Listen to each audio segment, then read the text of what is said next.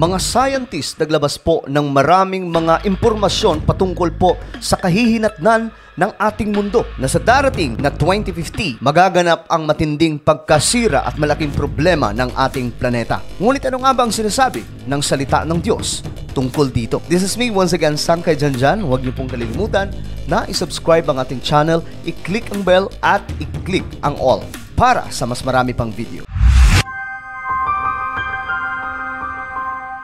Mga eksperto ngayon, mga sangkay, ay patuloy na nag-aalala tungkol sa kalagayan ng ating planeta. Ang patuloy na pagkawasak ng ating mundo dulot ng climate change ay lumalala habang ang mga leader ng mga bansa ay wala pong pakialam na tinabaga mas busy pa sa paghahanda ng digmaan. Ang United Nations, mga sangkay, ay patuloy na nagpapaalala sa lahat ng mga leader ng mga bansa na paghandaan at gumawa na ng hakbang kung papaano maiibsan itong tinatawag na climate change. Maraming mga prediction ito, mga scientist, mga sangkay, na magiging kaganapan ng ating planeta sa darating na mga panahon. Kagaya na lamang nangaharapin ng mundo sa taong 2030 na sinasabi nito mga eksperto na ang mga bagyo ay mas magiging malakas, ang init ay mas magiging malala at doble hanggang triple po ang magaganap na mga natural disaster sa ating mundo sa taong yan. Kung pagbabasihan din po natin ang salita ng Diyos, hindi rin po silent ang Word of God tungkol po sa magiging kaganapan ng ating mundo. And never po na-mention ng Biblia na habang tumatagal ang ating planeta ay magiging maayos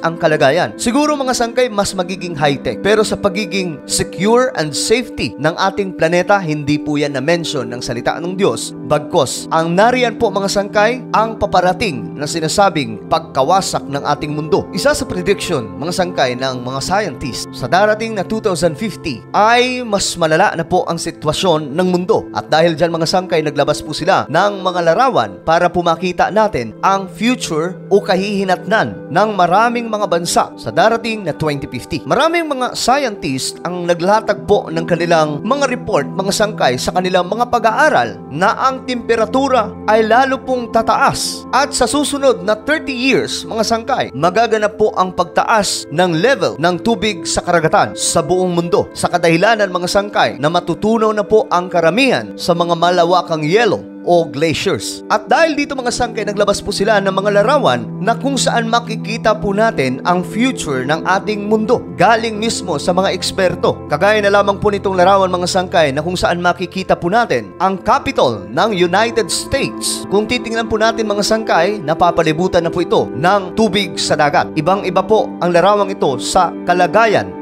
ng capital na ito sa panahon natin ngayon. Ito naman, mga sangkay, ang larawan mula po sa Bank of China Tower, isa sa mga matataas na building ng Hong Kong. Kapansin-pansin, mga sangkay, na ang paligid ay puno na ng tubig, na ito raw po ang makikita natin in the future sa taong 2050. Ipinakita rin po nila dito ang isa sa mga kilalang simbahan ng London. Ito po ay ang St. Paul Cathedral, na kung saan itong si Prince Charles at Diana Spencer nag-celebrate ng kanilang wedding noong 1981. Mapapansin po natin dito, mga sangkay, na hindi na po maayos ang paligid dahil nga puno na po ng tubig. Makikita rin po dito ang Atlantis Bahamas Resort na halos wala na pong natira. Punong-puno na po ng tubig ang paligid at hindi na po pwedeng pasyalan o puntahan ng tao para makapamasyal o mag-relax. At ito naman, mga sangkay, ang isa sa malala na mga larawan na inilatag ng mga scientist. Ipinakita po dito, mga sangkay, ang isa sa mga matataas na building ng United Arab Emirates doon po sa Dubai. Ang paligid po ng Burj Khalifa ay napuno na ng tubig at naging karagatan na. Isa lamang po ito sa mga larawan, mga sangkay, ng Dubai na maaapektuhan sa taong 2050 dahil po sa pagtaas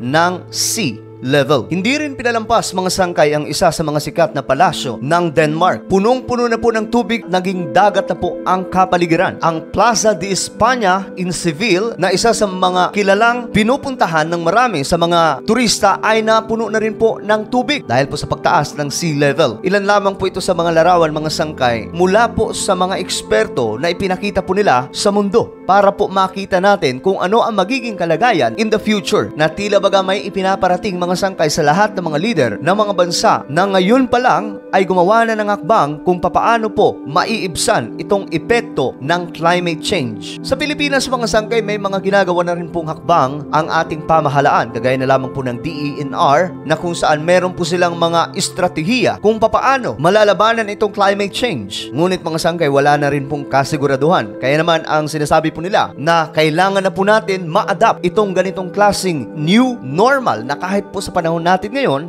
nararamdaman na po natin ang epekto ng climate change. Na isa nga po sa tinamaan ngayon ng gusto ay ang Bulacan. Maraming mga lugar sa Bulacan mga sangkay ang nilalamon na po ng karagatan. Na noon ay hindi naman ganon ang sitwasyon. Ipinakita rin naman mga sangkay ng mga scientists kung ano po ang kahihinatnan ng ilan sa mga sikat na lugar ng Canada. Makikita po natin mga sangkay ang lugar na ito na napapaligiran na po ng tubig sa dagat, dulot po ng climate change sa taong 2050. Na bagamat malayo pa po ito, mga sangkay, mula sa ating panahon, ang mga eksperto ay nagbigay na po sa atin ng halimbawa para maging babala. Tayo ay maging responsable sa pag-aalaga ng ating kalikasan, maging ang ating kapaligiran. Isa sa mga hindi rin makakaligtas mga sangkay ay ang bansang Sweden, na makikita po natin ang kapaligiran na punong-puno na po ng tubig mula po sa karagatan. Gaya po ng Gothenburg Cathedral, Temple of the Church of Sweden, at isa sa mga kilalang monumento ng Swedish capital. Ang San Francisco Museum naman ng United States of America, mga sangkay, makikita po natin na ang buong paligid ay nababalot na rin po ng tubig sa dagat. So ilan lamang ito mga sangkay sa napakaraming maaapektuhan pagdating po sa taong 2050 na hindi na po magiging maayos ang kapaligiran sa panahong yan, at kailangan na daw pong ma-adapt ng sangkatauhan ang new normal ngayon pa lamang. Ang climate change mga sangkay ay malaking problema ngayon ng ating mundo. Kung kaya itong mga scientists ay patuloy po na nagpapaalala sa world leaders na instead na atupagin ang pagpapalakas ng sandatahan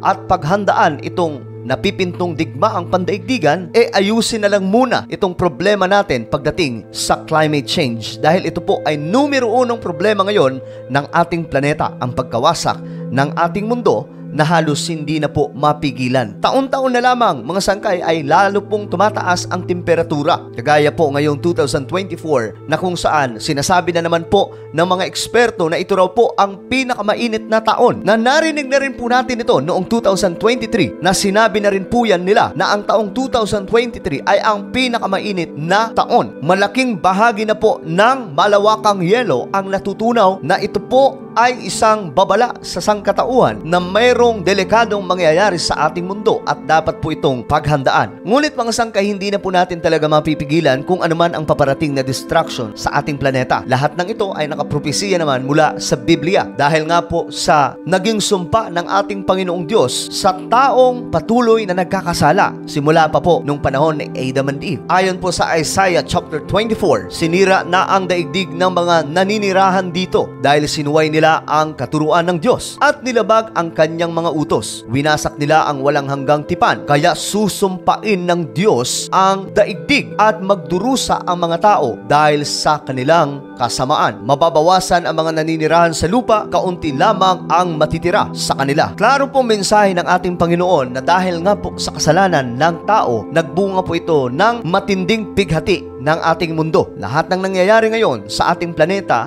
ay dahil din po sa kagagawan ng tao ayon sa Biblia. Na ayon nga po dito, sinira na ang daigdig ng mga naninirahan dito. Sino ang naninirahan dito mga sangkay? Walang iba kundi ang tao na binigyan ng Diyos ng dominion sa lahat ng kanyang nilikha sa mundo. Sinuway ng tao ang katuruan ng Diyos at nilabag ang kanyang mga utos. At hanggang ngayon mga sangkay, laganap po ito na mas pinipili ng tao ang maging malaya ayon sa kanyang pansariling kalooban kaysa sa sundin ang kalooban ng Diyos na naglikha ng lahat ng bagay. Kaya huwag na po tayo magtataka kung bakit ito nangyayari sa ating planeta. Ito po ay bahagi ng kaparusahan ng Diyos sa tao dahil sa paulit-ulit na pagkakasala. Ngunit huwag tayo pong mag-alala dahil ang Diyos naman mga sangkay ay mabuti sa atin. Bagamat nagaganap ito ngayon, nagbigay pa rin po ang ating Panginoon ng kapamaraanan kung papaano po maisasalba natin ang ating mga sarili mula po sa kapahamakan. Na kailangan lamang po natin sundin ang kalooban ng Diyos, sundin ang kanyang mga utos, nang sa ganon mga sangkay, magkaroon po tayo ng buhay na walang hanggan. Lahat ng sumunod sa kanyang kalooban ay maliligtas.